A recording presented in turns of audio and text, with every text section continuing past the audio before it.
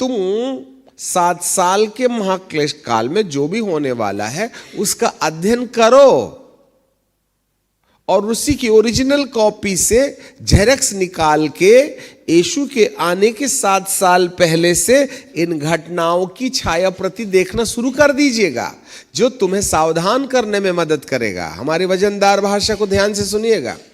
तो सभी को जय मसीह की प्रभु यीशु के नाम सब सभी को इस वीडियो में स्वागत करता हूँ। आशा करता हूँ कि आप सब लोग अच्छे होंगे। और आइए प्रभु के दास बिशप अमोद सिंह के माध्यम से एक वचन का भी सुनते हैं।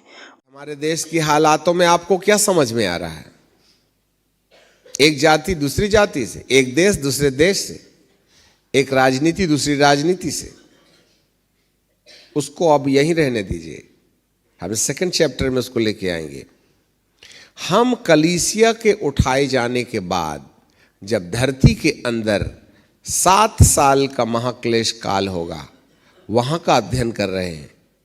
यदि आप कलीसिया के उठाए जाने के बाद 7 साल के महाक्लेश काल की सच्चाई समझ जाइए, तो प्रभु यीशु मसीह के आने के पहले ये 7 साल के अंदर में होने वाली घटनाएं यीशु मसीह के आने के 7 साल पहले से दिखाई देना शुरू हो जाएंगी, जिससे आपको मालूम हो जाएगा कि हमारे प्रभु यीशु मसीह के आने का और दुनिया के अंत का समय कितना निकट आ गया है।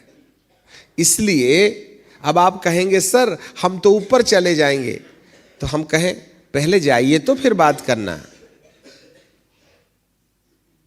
हम ऊपर चले जाएंगे तो 7 साल का महाक्लेश काल होगा, तो 7 साल के महाक्लेश काल में जो कुछ भी होगा, उसमें जो कुछ होगा उसको होने दो ना, आज हम टेंशन क्यों लें?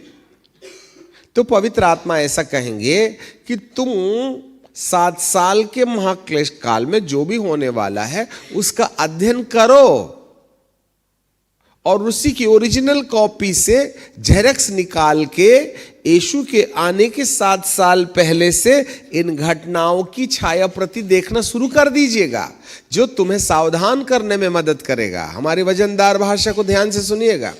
मान लीजिए बीच में घड़ी है, यहाँ यीशु मसीह आते हैं और कलीसिया को उठा के ले जाते हैं और यहाँ से लेकर के यहाँ तक 7 साल का महाक्लेश काल है।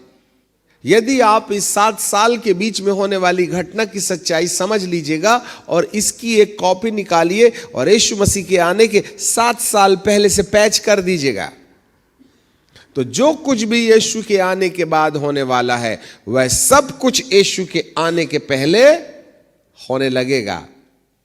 यह बात यीशु के आने के वक्त ऊपर उठाए जाने वालों के लिए चेतावनी का विषय बनेगा। आपको मालूम हो, इन 7 वर्षों के अंदर जो बाद के 7 वर्ष हैं, जो घटना वहां होने वाली है वही घटना 7 साल पहले से घटने लगेगी और वहां परमेश्वर एक बेहतर इंतजाम करेगा, जिसको आज आप ध्यान से सुनिएगा। मेरे प्रियो, जैसे ये कलीसिया के उठाए जाने के बाद एक 7 साल का महाक्लेश काल होगा, उसमें 3.5 साल के लिए एक शासक विजय करने की सेवा लेकर के आएगा। यह है सफेद घोड़ा, 3.5 ईयर। और आपको मालूम होवे, ये 3.5 साल के काल में वह झूठी शांति का वायदा करेगा, पर देगा वगैरह नहीं। बीच बीच में लॉलीपॉप की तरह वह कुछ लोगों को सुविधा जरूर देता रहेगा, जिससे कि लोगों के अंदर उसके प्रति सम्मान पैदा हो जाए और वे उसके भ्रम की युक्ति में आकर उसको शासक बनाने में अपना बेजोड़ कसरत करें। परंतु ठीक 3.5 साल के बाद में श्वेत घोड़ा अपनी हरकतें बदल, श्वेत घोड़े का जो कार्यक्रम है वह रुक जाएगा, यहां से लाल घोड़े का कार्यक्रम शुरू होगा। और उस शासक को या उस समय को, उस शासन को मेल उठाने की, the unity is going to be destroyed through this second object. पृथ्वी पर से मेल उठा लिया गया। आपको याद होवे, न पति को पत्नी से लगाव रहेगा, न पत्नी को पति से, न माँ बाप को बच्चों से, न बच्चों को माँ बाप से। ऐसा नीरस युग आने वाला है।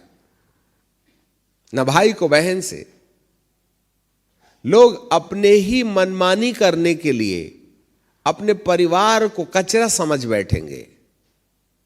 यदि आज की हालात में देखो तो 5 परिवार के लोग इतने सेल्फिश हैं कि उनको एक दूसरे की परवाह करने में कोई नहीं। तुमने खा लिया ना, बाकी जिसको जो लगता है वो करे, अपन खुश ना।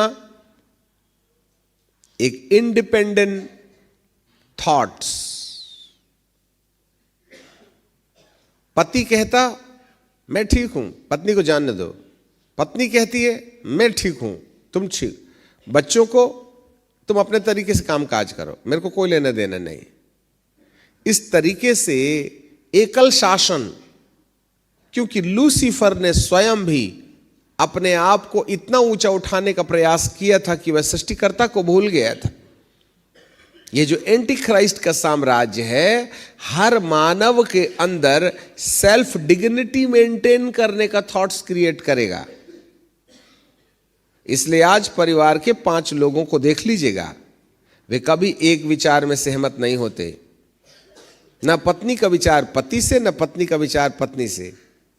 यदि इन रिश्तों के अंदर में थोड़ा भी सुधार करने की कोशिश की जाए तो सुधार बिगाड़ का विषय बन जाता है। हमारी वजनदार भाषा को ध्यान से सुनिएगा। यदि किसी परिवार में, किसी कलीसिया में, किसी संस्था में सुधार की बात की जाए तो सुधार के बजाय बिगाड़ हो जाता है। इसका मतलब है परिवार, समाज, कलीसिया जैसा चल रहा है वैसा ही चलने दिया जाए, यह उसका विचार है। कोई किसी के द्वारा करेक्शन पसंद नहीं करता। कोई नहीं चाहता है कि आपका भला हो जाए बोल के कोई सलाह दे। हमको खुद मालूम है हमें अपना भला कैसे करना चाहिए, ऐसा करके कोई किसी की सुनने तैयार नहीं है। आपको क्या लगता है? मेल उठा लिया गया, अरे ये तो यीशु के आने के बाद होना चाहिए था, परंतु आज की तारीख में लाल घोड़े के द्वारा घटने वाली घटनाएं स्पष्ट रीति से मानव जीवन के अंदर दिखाई दे रही हैं। पत्नी को दर्द हो रहा है, पति घोड़े मार के, घोड़ा बेच के सो रहा है, वो चिल्ला रही है मुझे दर्द हो रहा है। वो बोलता है दिमाग खराब मत करो, गोली खा लीजिए, सोने दो मेरे को, दिन भर काम किया हूं मैंने। आज कोई पति है जो रात को उठे और पत्नी का पैर दाब दे, सिर दाब दे? किसी बच्चे को ख्याल है अपने बाप का? किसी बहन को ख्याल है अपने भाई का? किसी माँ बाप को अपने बच्चों की चिंता है भी तो फॉर्मल है। आज तो उन्होंने भी हाथ उठा लिए, अरे सर हमने बच्चों को बहुत समझाया, ये मानते नहीं हैं, बल्कि हमारे ऊपर नाराज हो जाते हैं, इसलिए हमने उनके हाल में छोड़ दिया है। अब तुम बड़े हो गए हो, आप अपने तरीके से जीवन यापन करो। वैसे भी नहीं सुनते हैं, कौन अपना मुंह खराब करेगा? माँ बाप भी मुंह बंद करके बैठे हुए हैं। कलीसिया का पास्टर भी कलीसिया के बारे में कोई सुधार की बात करे तो कलीसिया ना उठा करके पत्थर, गोटे, अंडे, टमाटर फेंकना शुरू कर देती है। आज किसी विश्वासी को बोलो ए बाबा सही में आ, तो दूसरा कहता नहीं आते जाओ। ए बाबा गुस्सा मत हो, हम होते हैं, तुमको क्या लेना देना है, तुम प्रचार का काम करो, चंदा दे रहे ना। और हम भी चंदे के चक्कर में चुप हो जाते हैं।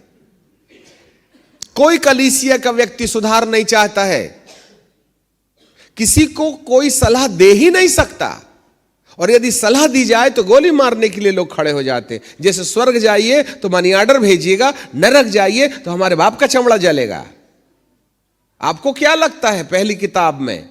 आपको क्या लगता है दूसरी किताब के अंदर में? ये लाल जो घोड़ा है, उस लाल घोड़े के सवार को यह अधिकार दिया गया कि मेल पृथ्वी पर से हटा ले। अरे भाईजान, ये तो 7 साल के महाक्लेश काल की घटनाएं हैं, परंतु आज तो हमें पहले से दिखाई दे रही हैं। मेल उठा लिया गया। हमारे देश की हालातें देखिए आज, एक जाति दूसरी जाति के लिए, एक राज्य दूसरे राज्य के लिए। देश की प्रगति तो कहीं और गई। हम अपना शासन स्थापित करने के लिए हर प्रकार का उल्टा सीधा कर्मकांड करने के लिए तैयार है। अरे उन राजनीतिक नेताओं को छोड़ दीजिए, मसीहत के अंदर में यदि आज आ जाए तो आज कलीसियाएं, अगुए अपने लाभ के लिए खुदा के कलाम को तो जूते के नीचे सोल में ठुकवा के चल रहे हैं।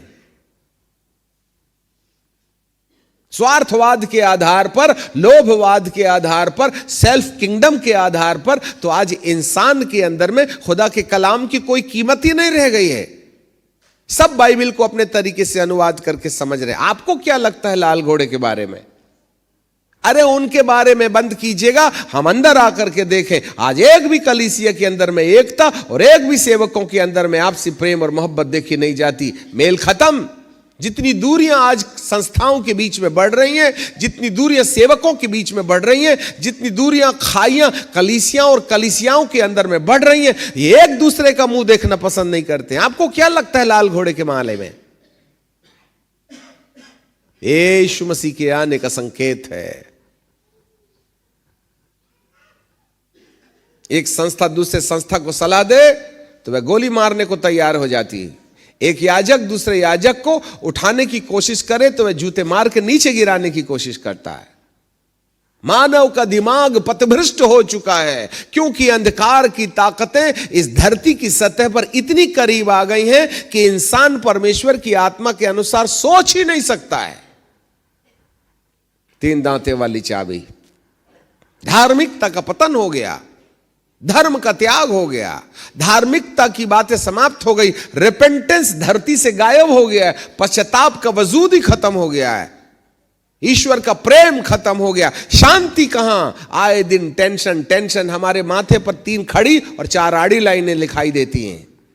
24 घंटे तनाव में इंसान पड़ा हुआ है, उसको पवित्र आत्मा की आवाज कहां से सुनाई देगी? कर लो ना तुमको जितनी अन्य भाषा में प्रार्थना करना है, और जितना सेमिनार जाना है, और जितनी डिग्रियां लेना है ले लीजिए। शांति मिले तो आके बता देना।